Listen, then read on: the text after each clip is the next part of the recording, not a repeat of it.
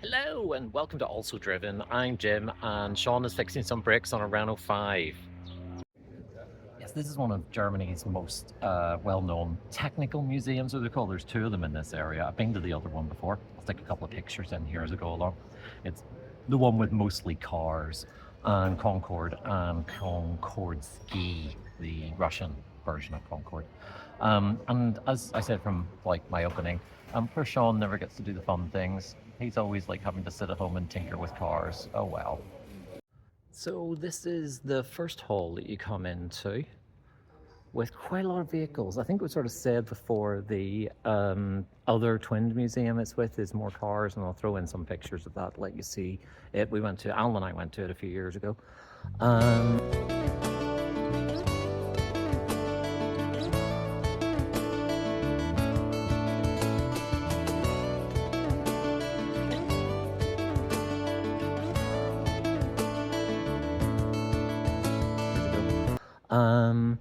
This is a bit of a collection of stuff. So we have everything from amphi cars to what looks like a Le Mans racer, buses, weird prototype trucks, fairground rides, airplanes, very cool looking airplane, racing trucks, swimming wagons.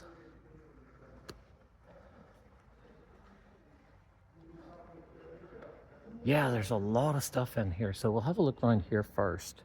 Then we'll head outside and look at some of the airplanes.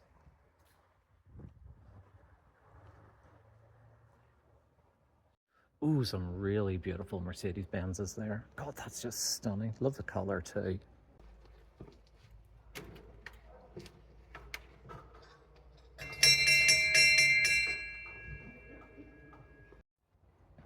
And some slightly more modern Benz. The one at the end's always very interesting down here, because this is when Benz started to do smaller cars. And this one is very much early Volkswagen Beetle, rear engined, air cooled, no radiator grille. That's from 1938, so obviously that was the style at the time. That strangely they thought the rear engine wouldn't take off, so they actually offered it as a front engine car as well with rear wheel drive. And it wouldn't be a German car museum without a Maybach. Very imposing for the day. 1930 this one's from. They were very much of their era, so the V12 cars were named Zeppelins. With the beautiful Maybach grille, radiator cap. Some amazing fire engines here as well. Everything from that 1950s American style one right through to something that they had in 1865. More American. Phillipsburg Fire Department. I wonder how these things ended up here. Maybe sent off to the war, who knows? Oh, they got one of the ones from Frankfurt Airport here. And of course there's ladders. There's always ladders. Well, that is a first for me and the channel. We are on the roof of a Frankfurt Man airport fire engine, looking out over the museum.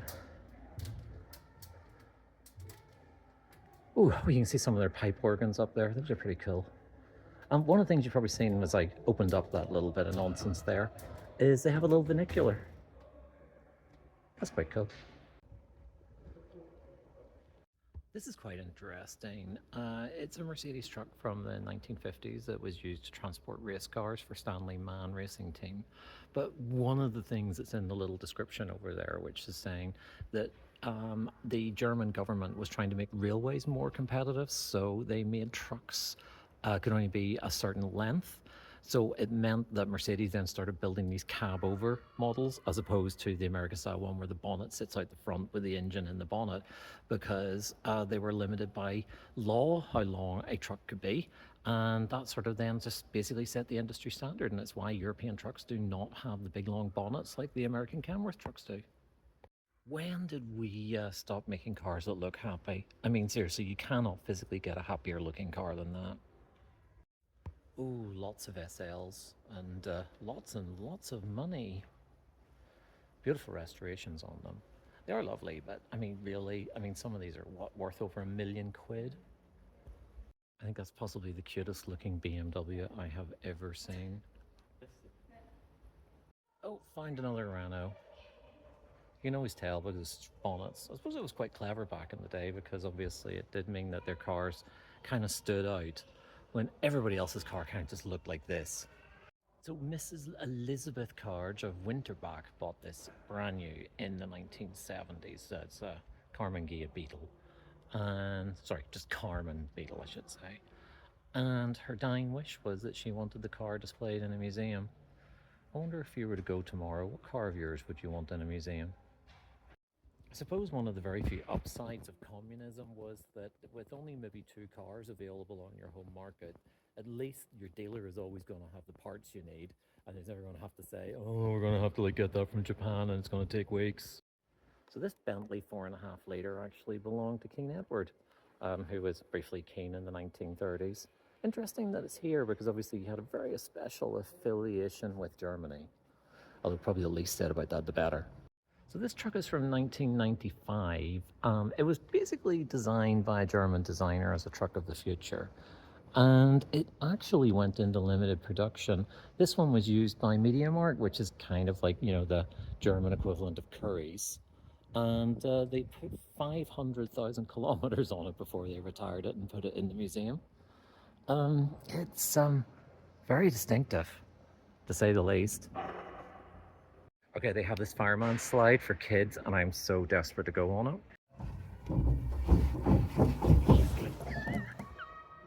Don't tell anybody I did that, but that was the most fun a 53-year-old man can have these days. Oh, don't know if you can hear that or not, but that's one of the big sort of funfair style organs going.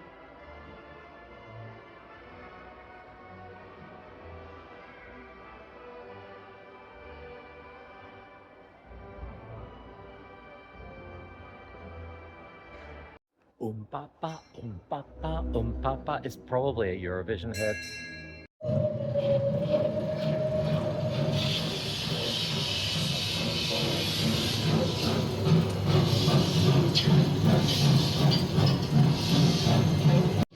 That's quite intimidating to be beside when it's going, even if they're just using speakers and electric motors to make it work. Looks like a normal Mini until you look up. It's a double-decker Mini, so it's designed for taking people around smaller exhibits like tours and things. Zoos and things. You do have to give it to them. They do love a good train set. This one's quite the march to it. So this actually might look like some sort of art car, but it's actually the first Lamborghini Miura. It's a prototype that they made in 1965 to take around all the motor shows.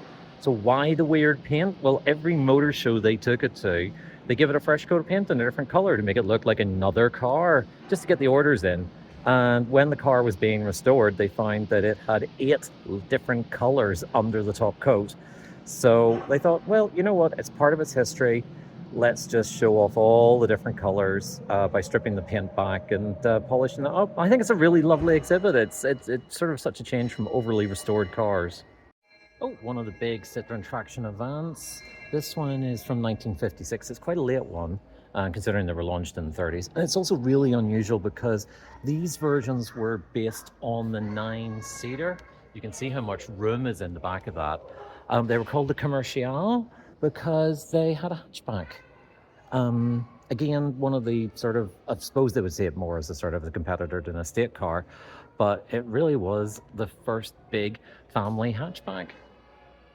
I suppose it must be one of the more difficult things about having some, what would you say, awkward history. This is badged as a Jaguar SS, but obviously they can't really talk about why Jaguar never uses the SS logo on the cars anymore. Yeah. I think the Germans definitely do have a very surreal sense of Well, I actually don't know what they have a sense of or what that's supposed to be, but you know what? Great.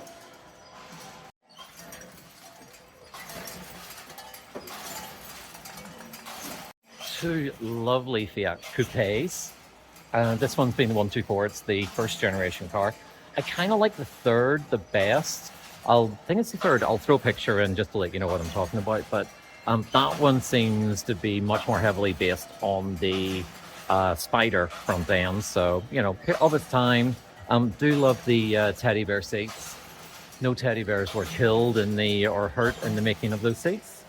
We got a lovely little 850 here on this side. They made 800,000 of these, which is quite a lot for such a small sort of coupe back in the day. Really beautiful condition. And I love the period color. 1970, that one's from.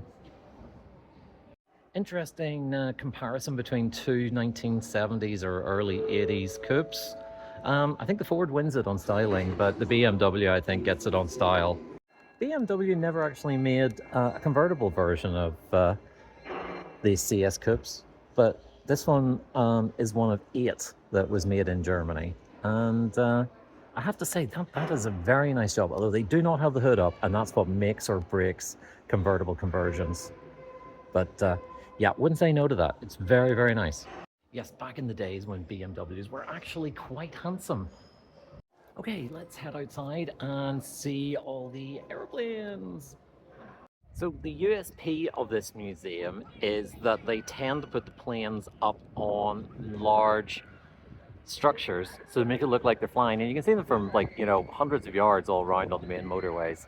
So let's get up there. I'm slightly terrified by this because you can do a wing walk on the 747 while it's up there.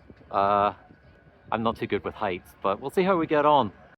But first, let's have a look at some of these exhibits. Having been virtually at the Ukrainian border the other day, let's have a look in this Antonov. Oh, we have a friend. Hello.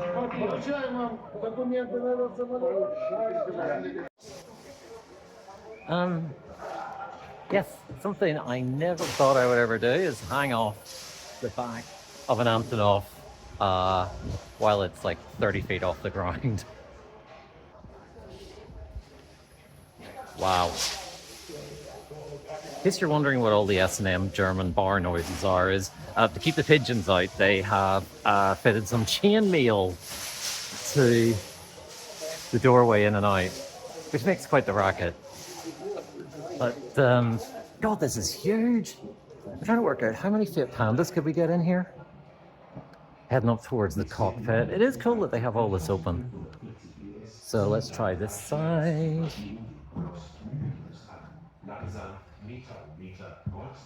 Crew quarters. Oh, closed off, can't get up there.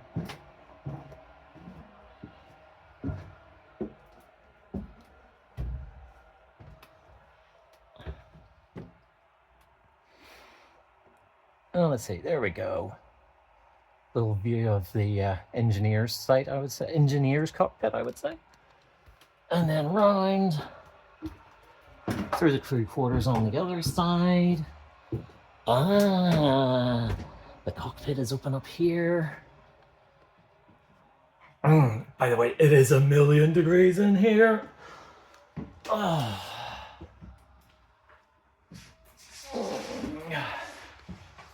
And there we go. Cockpit. There's a very grubby window, but you can see that. Now, conveniently, they've left some steps here. Well, I gently get out of breath. So what can we see? Oh, we have a view down into the cargo area.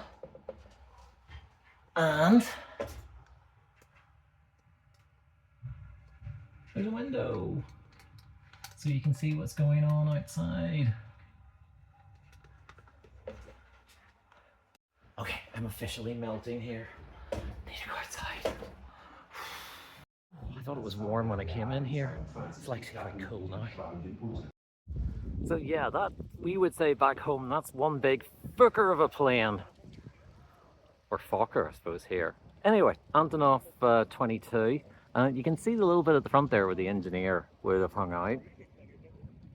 And then the cockpit above it. And then the glass dome just behind that. So this is the equivalent of the, the RNLI really. So they have a little bit about the ship here. That is the organization that ran it. They are volunteers and donations based, and currently they have 61 vessels spread out to 54 stations in the North Sea and the Baltic Sea, and they have saved 77,000 people since their foundation in 1865. There is something about having a drink under the keel of a giant ship that makes you feel slightly uncomfortable. This feels slightly odd, being on a boat with no water up in the air. It is quite fun that they just let you clamber all over these things. So up at the front of the boat, and you get quite a good shot of the 747 and the cockpit of the Antonov. More to the fact that it actually looks like, you know, the posters for one of those airport movies in the 70s? Oh no, the 747 has crashed into the Antonov and we're all going to die, and where's Betty Davis? I've realised I'm on the helicopter pad and they have the little emergency launch down below. So that's their little emergency lifeboat launch that they can send out when you're in trouble. It's kind of cool. Gotta be interesting piloting this up here on a stormy night in the Baltic or the North Sea.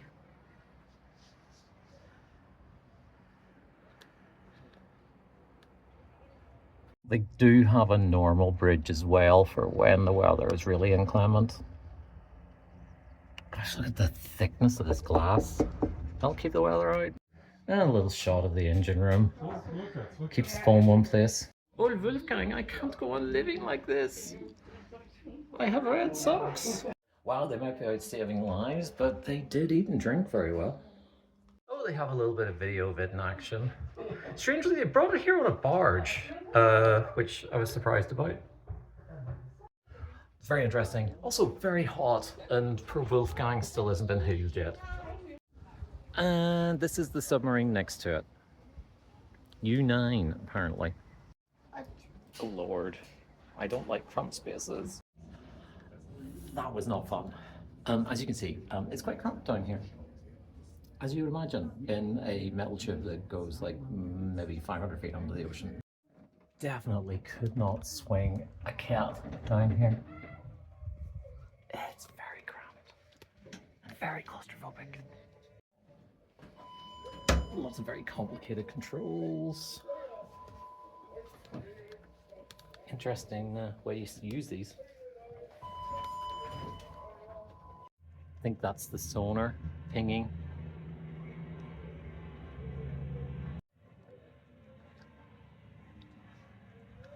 It's very easy to get very claustrophobic down here, and we're actually 50 feet above ground.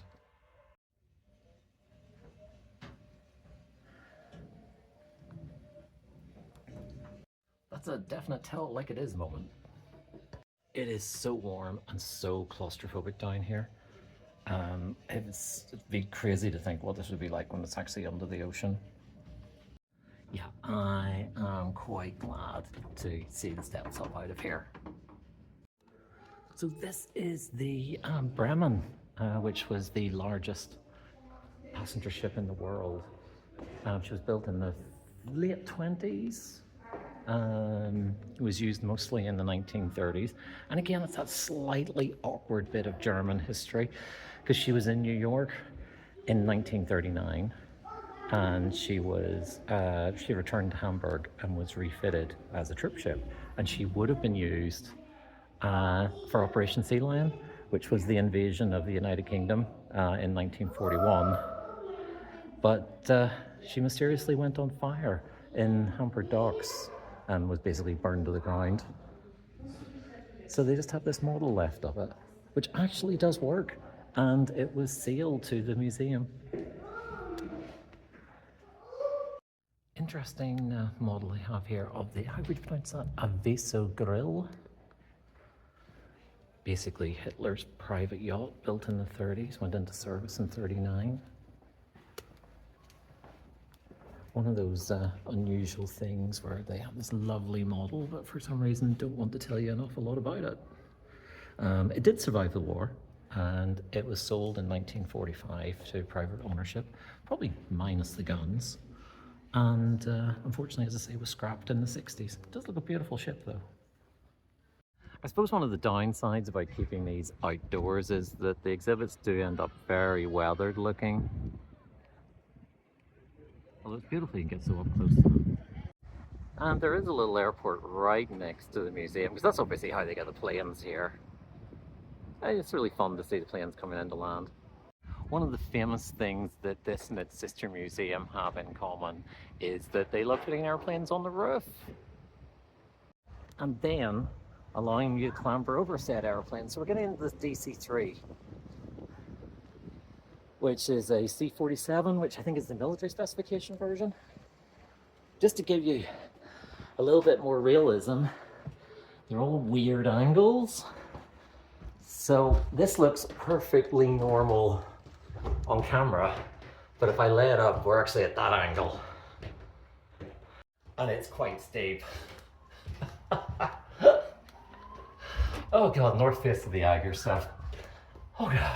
And we're in another airplane, which is at a crazy angle. This is a Fokker. This one has the historical significance of being the first ever German designed jet engine.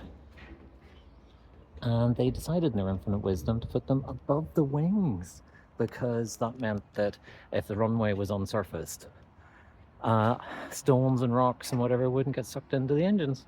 Gives you an idea of some sort of the crazy angles these planes are at, which is why I get so out of breath climbing in and out of them. So I've come out the back of the planes and ended up in the trains. This is hard to believe. China was making that in 1978, and now they lead the world in technology. It's quite bizarre. Shows you how far they've come in a very, very short period of time. Although there is something about trains from other countries that never look just quite right. I don't know what it is, just British trains always look very right, and ones from other countries tend to look like they come from some weird West Craven dimension. I think I need a little bit of a breather. A, it's very warm, B, there's a lot of climbing, and C, it's even warmer inside the airplanes. Although I think we're just passing the airplane graveyard at the minute. Everything here looks a little worse for wear. But then again, so do I at the minute, so no big deal. You have to have a good old London bus, don't you?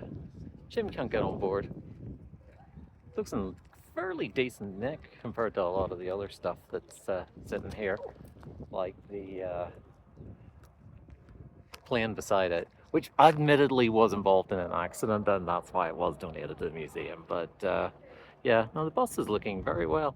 Okay, I'm going with life-size Thunderbird. Let's go have a little look. I can see that the word magnet is written on it, so it's probably some sort of maglev. But yeah, let's go have a little nosy at this. Yes, it's a maglev train. It was a thing they experimented with in Germany in the 1970s. That one is particularly from 1975. After the year 2000, all maglev development basically ended here. That one topped out at 250 kilometers per hour.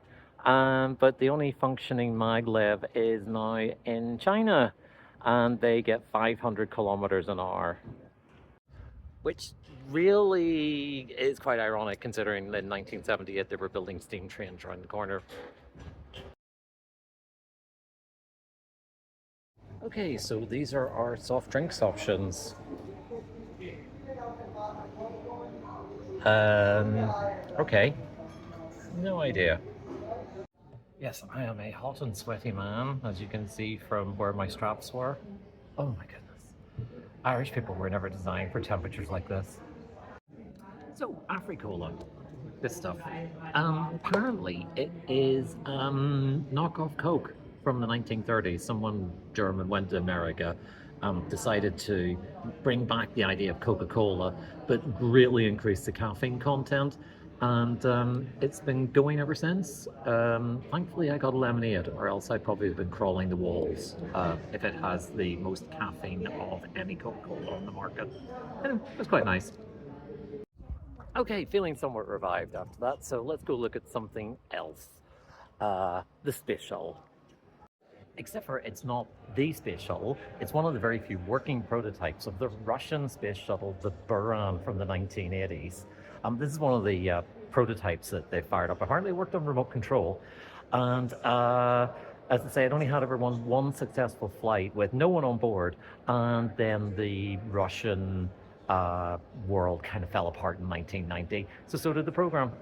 Yes, looking at it from here, you can definitely tell someone sent a few faxes over from Cape Canaveral.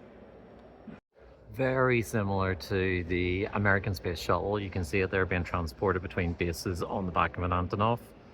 And that's it sitting horizontally on its massive rocket that would have took it into space. The fall of communism really have left us with some very unique bits of technology. Yeah, I think Russia now would rather spend their money trying to wage war on us through buying politicians and news outlets rather than wanting to go into space.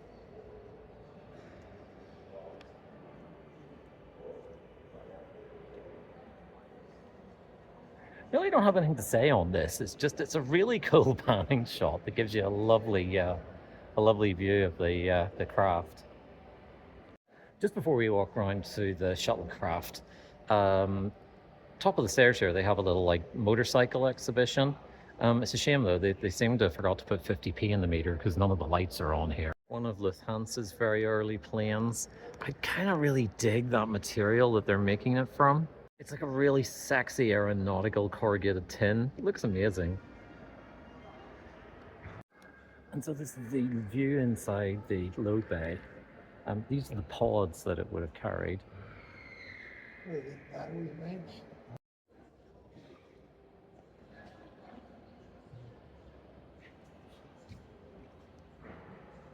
This gets the paint goes in there. It does feel very cool in here. I don't know. And you get a view inside the cockpit with lots of funky blue lights and a little model of it on the back of its Antonov. Yeah, it has quite the view looking out over the rest of the exhibits, so let's go have a look at some of those. Oh, we got a little recreation of the lunar lander over there. Let's go look at that. Oh, they have a little recreation of the lunar rover. Technically, as these were made by General Motors, they're kind of the Buick on the moon, as were that they all ended up there. They didn't bring them back. Really interesting way to deal with tires, because obviously they couldn't be pneumatic on the moon. So it's kind of like springs and steel mesh. It's pretty cool. It even comes with its own little dustpan, so you can tidy up after you've got lunar dust all over it. It's crazy to think this is something we did in the 1960s. We put this thing on the moon. One small step and all that.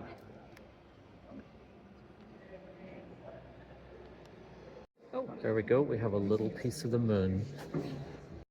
So the other little display in here is some very beautiful classic trucks from Mercedes-Benz. They seem to be provided directly from the factory. They are absolutely stunning. I mean, that one is from 1916. That is beautiful. But yeah, this one probably from the 50s, early 60s. Just has such beautiful styling. Let's see, when's it from? Yeah, 1960 this one's from. It just looks so nice. Yeah. And then this is kind of the Mercedes truck that sticks in my head growing up as a kid.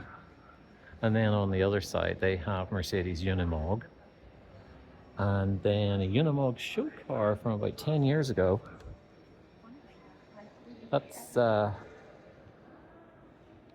I'm not quite sure what it is, but it's something. Then on this side, they have a Decepticon. One of the trucks from Transformer movie. Zudem garantiert der Frontlenker mit Hochversitzmotor einen unbehinderten Gang. Yeah, you wouldn't want to meet Hound on a dark night. A few more classic Mercedes. Yeah, very nice.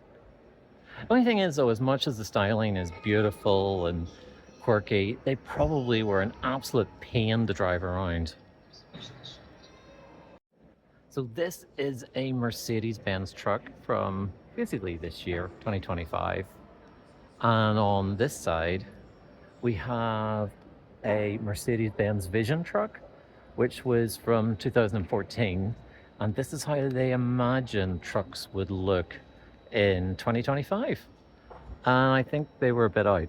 I think one of the things that kind of didn't really pick up at the time was we were into this kind of very blobby style design on automotive architecture, not realizing that everybody really wanted everything, like from their Honda Civic to their Mercedes truck, wanting to look like it's a robot from the future that has come to kill Sarah Connor.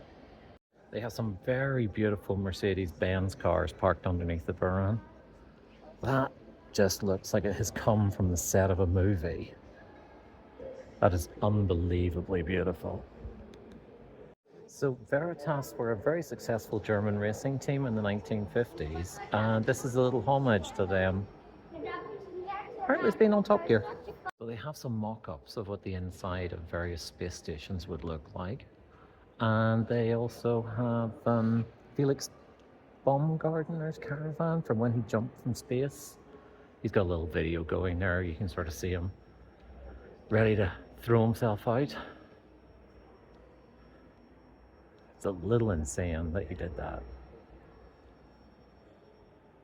And off he goes. Whee! And then randomly beside that, we have an armored Mercedes-Benz, which kind of looks like it has taken some sort of ballistic hit. Yeah, not quite sure what's going on there, but someone's definitely caused a bit of damage. And a few old fire trucks, and whatever that is. Some of the reconstructed modules from Space Lab, and then on this side, they have some from the ISS. And here we have one of the Soyuz capsules, which was actually used. You can see some of the damage from its re-entry. It's from 1978, and that is our pilot in there. Yeah, he looks snug. Okay, only one thing for it. It's 747 time. Pray for me, I really don't like heights, so... Oh, it's another Lufthansa. And that one's for Vickers, actually. It's Viscount. Oh, just noticed, just underneath it, there's one of Ariane's rocket boosters. They have a little section of it there. I really don't like heights. So we've made it to the observation deck. It's quite windy. And we're looking at the underside of the 747. Okay, last flight of stairs up into the aircraft. Oh god. So we're in the very front of this retired 747. Haven't gone upstairs yet. But that is first class. With these two very lovely first class German children. One of them who decidedly doesn't look very happy about being in first class. And we're walking back down to the poor seats. Again, the plane is at a weird angle, so I'm kind of trying not to fall over. Interestingly, it's of that age where they wouldn't have had individual screens in the back. They would have actually had a cinema show from a projector. And we have some beautifully uniformed Lufthansa stewards giving out drinks and things to the people down in economy.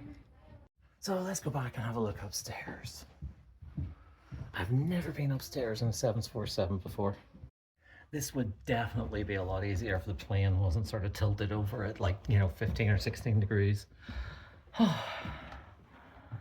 And here we are. And we have the cockpit.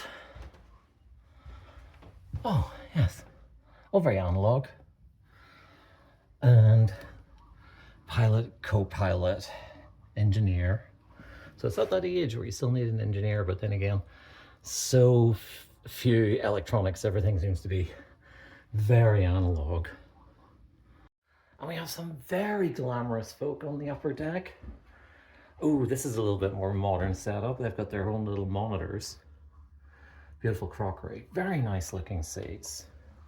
Still seemingly have ashtrays. Does look like an ashtray.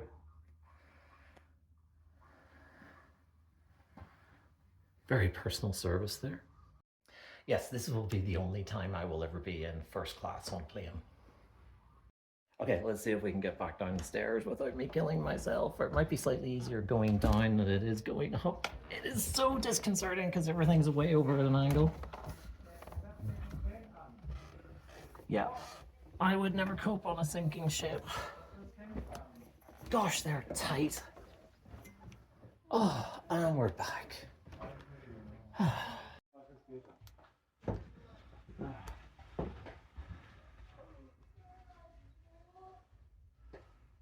I just wanted you to see that guy walking so you could see how weirdly it is because we're all tilted over walking because of the slope of the plane. Anyway, just walking past the cheap seats. So the rear of the plane has been stripped out so you can actually see how the plane's pretty much built. It's all held together, all the insulation. And you can get right back down to the back of it. And there's a hole. I can't resist a good hole. Let's have a look, see what can we look at and through our hole. Okay, that's our view from the hole. Gosh, it is absolutely massive in here. Not quite as big as the Antonov, but still huge. So I'm in the cargo bay of the 747, and you can walk up here, which is slightly scary because again, we're at like weird angles and the floor seems to be mostly missing. If you ever go to the Air Museum in Paris, or just outside Paris at the old airport there, they have a Twingo inside their 747 cargo bay. Oh, it's all starting to feel a bit claustrophobic. Let's go find the ladders and get out of here. That's actually quite interesting. Those ladders are actually straight. It's the plane that's tilted. It's wing walk time. Feels a little blustery out here. Hopefully you can hear me over the wind. I have to say this is slightly weird. We're walking out on the wing of a 747. It's a good 100 feet in the air. Probably a very unique experience.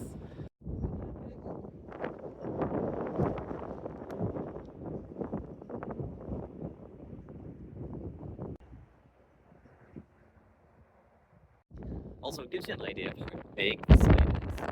Huge.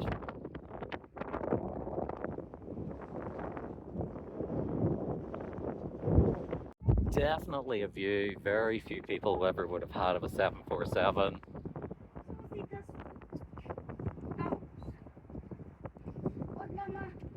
Kids are here, they're very excited. I think he's going to burst.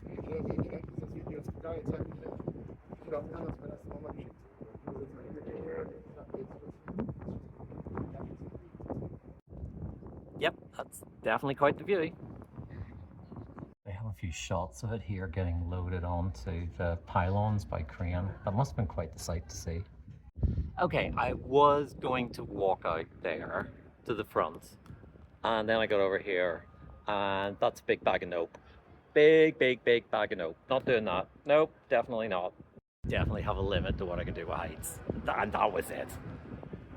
Well, I think that brings us to the end of our little visit to the Technical Museum. It's a nice place to end it, on the roof, standing under a 747.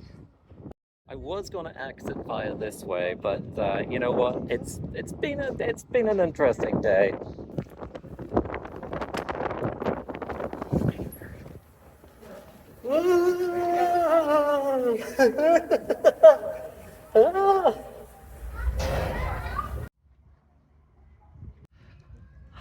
Well, that was fun.